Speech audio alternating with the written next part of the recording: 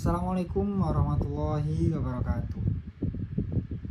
Perkenalkan, saya Muhammad Anand Saputra dengan NIM 22 10 80 245. Di sini saya akan menjelaskan salah satu materi dari mata kuliah Manajemen Inovasi dan Teknologi pada materi yaitu ISO 56001. Untuk penjelasan selanjutnya disimak baik-baik. Mengapa sih inovasi tersebut butuh sebuah sistem? Di sini terdapat beberapa alasan. Yang pertama, persaingan bisnis tersebut semakin ketat. Yang kedua, ide inovatif saja itu tidak cukup. Yang ketiga, dibutuhkan sistem manajemen inovasi yang terstruktur. Di era sekarang, perusahaan tidak cukup hanya punya ide cemerlang. Tanpa sistem, inovasi bisa gagal di tengah jalan.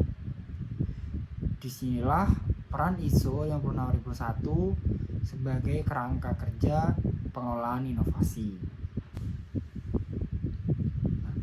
Apa sih yang dimaksud dengan ISO 56001? Nah, definisinya itu apa? ISO 56001 merupakan standar global yang dirancang untuk membantu organisasi mengelola inovasi secara sistematis dan berkelanjutan. Pada ISO 56001 ini standar internasional sistem manajemen inovasi kemudian diterbitkan oleh ISO, yakni International Organization for Standardization. Kemudian masih dalam tahap pengembangan atau saat ini dalam bentuk ISO DIS 56001. Kenapa ISO 56000 ini dianggap penting? Nah, di sini terdapat berbagai alasan mengapa ISO 56001 itu dianggap penting.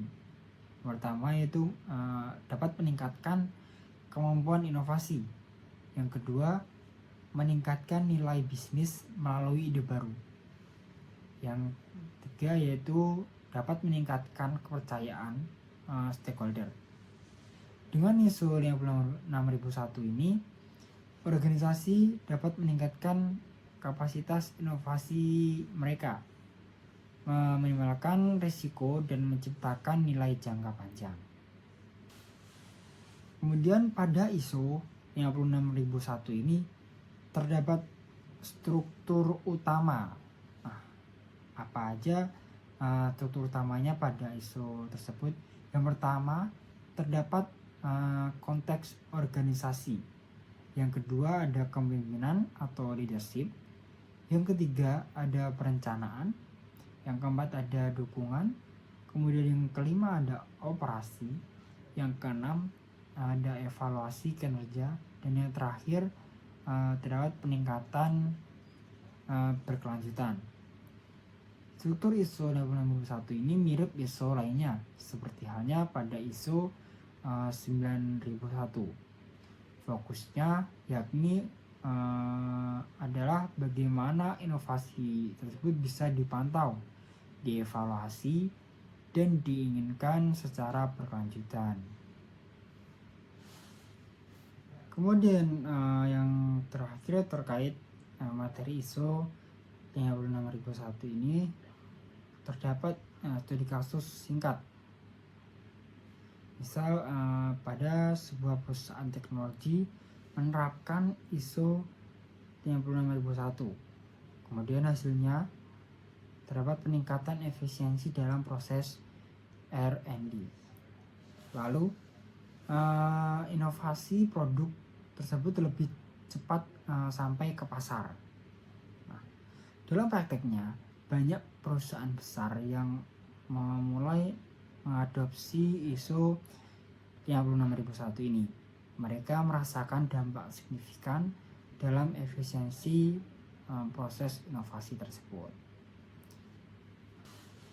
Mungkin hanya itu materi seputar dari ISO 26001. Untuk materi selanjutnya untuk disimak baik-baik ya. Terima kasih.